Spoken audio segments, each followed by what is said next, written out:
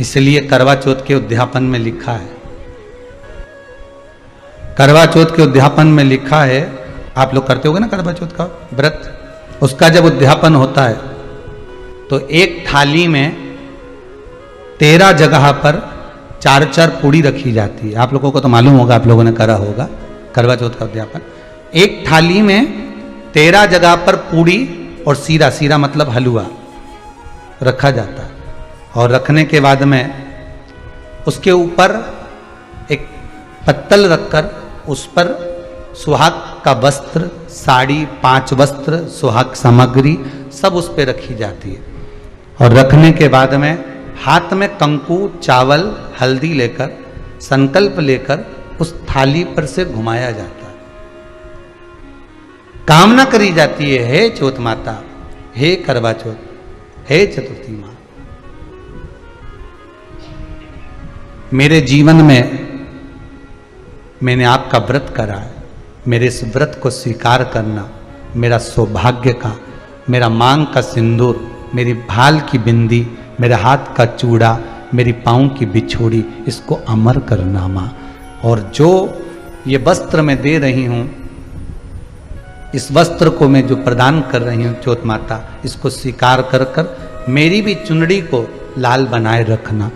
तब उस साड़ी को, उस वस्तु को, उस सामग्री को उठाकर घर की वृद्ध सास को, जो घर में सासू होती है, उसको दिया जाता है।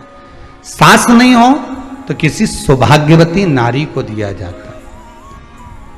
उसके बाद में आप फिर ब्राह्मणों का भोजन कराओ, बड़े प्रेम से बुलाओ और ब्राह्मण ब्राह्मणी का भोजन कराओ।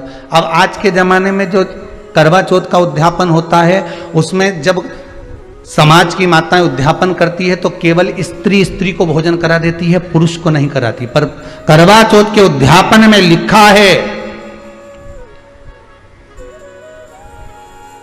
कि ब्राह्मण का भोजन होना चाहिए, उसके साथ सौभाग्यवती नारी आए, उसकी पत्नी। पर अपन ने तो सोचा कि चौथ माता का उद्यापन है तो केवल स्त्री स्त्री को खिला दो, उद्यापन का पूर्ण फल मिल जाएगा। नहीं, उसका सुख नहीं है, उसका आनंद नहीं है, और देने का भी फल है महाराज। करवा चौथ का उद्यापन करो तो भोजन करने उसको बुलाओ जो अपने घर का हो, उसको उद्यापन में नहीं गिनो। अपने घर के लोगों तो वैसे ही भोजन करेंगे, घर का व्यक्ति तो वैसे ही भोजन करेंगे ना। पर अपन ने उन्हीं को गिना, ने हमारी बड़ी जीजी के गिन लो, ने छोटी जीजी के गिन लो, ने भांजी के गिन लो, ने उसके गिन लो, ने उसके गिन लो, ने 13-14 ऐसे इकट्ठा कर लिया, ने सब ये अपने इकट्ठे हो गए, ये तो अपने हो गए। ये तो तुम उद्यापन करोगे तो घर में इनको तो जिमाना ही पड़ेगा, क्योंकि तुम्हारे रिश्तेदार हैं। दूसरे को जिमा कर जब हम दान देते हैं, दान उसको लगता है जो दूसरे को दिया गया। कई लोग कहते हैं हमने बहन बेटी के दे दिया, तो बहन बेटी क्या दान लेती है? किस पुराण में लिखा है कि बहन बेटी दान लेती है? हमको वो भी बताना कि बहन बेटी दान लेती है, क्योंकि बेटी तो खुद कन्यादान में जाती है। बेटी का कन्यादान होता है, वस्तु का दान नहीं, बेटी खुद दान में दी जा रही है। कन्यादान में बेटी कभी दान नहीं लेती महाराज, बहन बेटियां कभी दान नहीं लेंगी।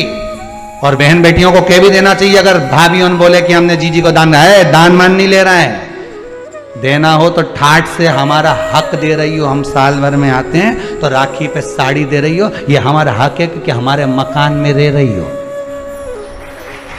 हक दे रही हो, दान नहीं। दान देना है तो पंडित जी के दो, दान देना है तो ब्राह्मण को दो, गौ माता को दो। हम दान नहीं ले रहे, हम अपना हक मांग रहे हैं। ऐसे नहीं दोगी तो काले कोट वाले भैया से लिवाएंगे, हमारा कहीं जाए। तुम तो दान दो, अब तुम क्यों नहीं, तो तुम, हम तो दान दे रहे हैं, बहन बेटी के दान दे रहे हैं, तो बहन बेटी कोई दान ले क्या? बहन बेटी के कई पड़े हैं तुमसे दान मांगे? इतना बहुत तो वो खुद दान करिया है, कई दान ले रहे, वो तो हक ले रही है, दान नहीं।